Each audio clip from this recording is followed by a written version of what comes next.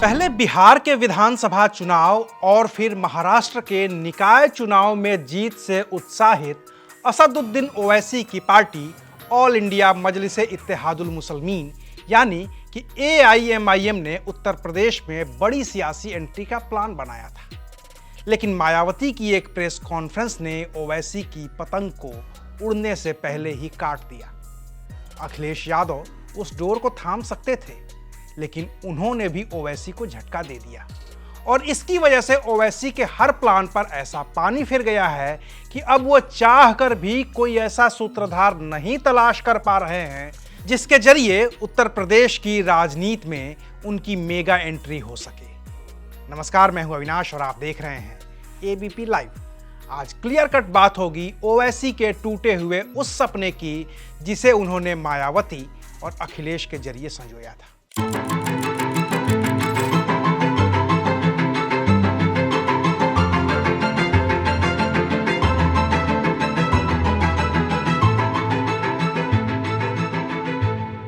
उत्तर प्रदेश में अगले साल होने वाले विधानसभा चुनाव में एंट्री के लिए असदुद्दीन ओवैसी और उनकी पार्टी ऑल इंडिया मजलिस इत्तेहादुल मुसलमीन को मायावती के रूप में एक सहयोगी दिख रहा था, जिसके जरिए वो अपनी राजनीति का विस्तार कर सकते थे। उत्तर प्रदेश के एआईएमआईएम के प्रदेश अध्यक्ष शौकत अली ने दावा भी किया था कि एआईएमआईएम बहुजन समाज पार्टी से गठबंधन को लेकर चर्चा कर रही है। लेकिन इस चर्चा के शुरू होने से पहले ही मायावती ने एक प्रेस कॉन्फ्रेंस करके ओवैसी की उम्मीदों पर पानी फेर दिया।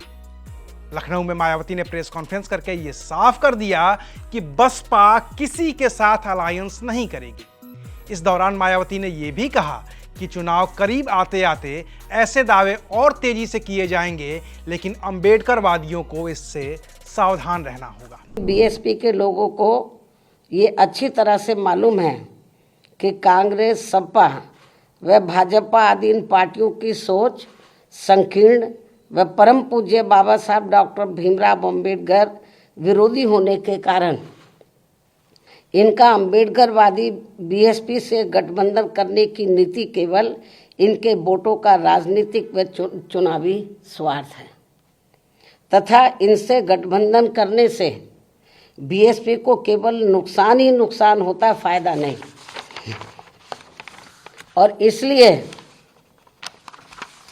बीएसपी के लोग अपने 2027 के मिशन में अकेले ही पूरे जी जान से लगे हुए हैं, जिस पर से उन लोगों का ध्यान भटकाने के लिए ही इस प्रकार की घिनौनी साजिशें ये लोग करते रहते हैं। ऐसे में पार्टी के सभी लोगों से यही अनुरोध है कि वे ऐसी अनर्गल व मनगढ़ंत बातों पर कतई भी ध्यान ना दें और वे हाथी की मस्त चाल चलते रहें तथा सन 2007 की तरह अकेले ही ये चुनाव लड़कर फिर से बीएसपी की पूर्ण बहुमत की अपनी सरकार जरूर बनाए। बसपा चीफ के इस ऐलान के बाद एआईएमआईएम की रणनीतियों और उम्मीदों पर पानी फिर गया है। माना जा रहा था कि अगर बसपा एआईएमआईएम के साथ अलायंस को तैयार हुई तो ओवैसी की पार्टी की चुनाव में ग्रैंड एंट्री होगी। पार्टी ने न सिर्फ 200 सीटों पर मजबूती से चुनाव लड़ने का दावा किया था, बल्कि उनकी कोशिश थी कि बसपा के हाथी पर सवार होकर पतंग मुस्लिमों के साथ साथ दलितों और पिछड़ों को भी एकजुट कर पाए। खुद एआईएमआईएम के प्रदेश अध्यक्ष शौकत अली ने कहा था कि बसपा के साथ अलायंस करते हुए हम दलित मुस्लिम गठजोड़ का प्रयास करेंगे। हुकूमतें किसी की भी रही हों, जुल्म का शिकार हमेशा मुसलमान रहा है। हम तो चाहते हैं कि उत्तर प्रदेश में एआईएमआईएम का गठबंधन बहुजन समाज पार्टी से हो। उत्तर प्रदेश में गठबंधन के लिए पार्टी की पहली पसंद बसपा है। हम लोग जो चाहते हैं, देखिए बीएसपी का एमआईएम का जो अलायंस हो सकता है कि अगर हो, हमारी कोशिश तो है, तो यही नेचुरल अलायंस होगा और यही 20-20 मिलके 40 होगा। हम बीजेपी को रोक सकते हैं। मैं पिछले 2022 में भी पूरी कोशिश किया था। अशोक सिद्धार्थ साहब से हम लोगों की मीटिंग भी हुई थी और बहन जी के कहने पर किए थे। तो इस बार भी मैं कोशिश कर रहा हूं कि हमारा बीएसपी से अगर अलायंस होता है तो ये एक मजबूत अलायंस होगा, यही नेचुरल अलायंस होगा। लेकिन मायावती के इनकार के बाद ओवैसी के सामने सवाल इस बात का है कि अब उनकी उत्तर प्रदेश में एंट्री होगी कैसे, क्योंकि मायावती के बाद अखिलेश यादव ही ऐसे नेता हैं जिनके साथ ओवैसी गठबंधन करने की सोच सकते हैं।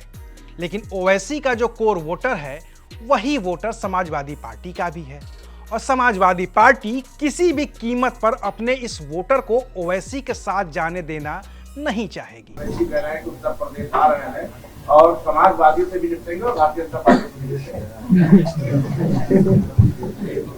साइकिल पे बैठ के आना।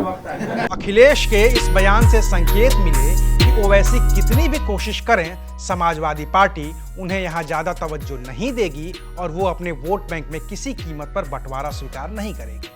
अखिलेश ओवैसी की एंट्री इसलिए भी नहीं चाहते हैं क्योंकि बिना ओवैसी के यूपी चुनाव के आंकड़े अखिलेश यादव के पक्ष में जाते हुए दिखते हैं।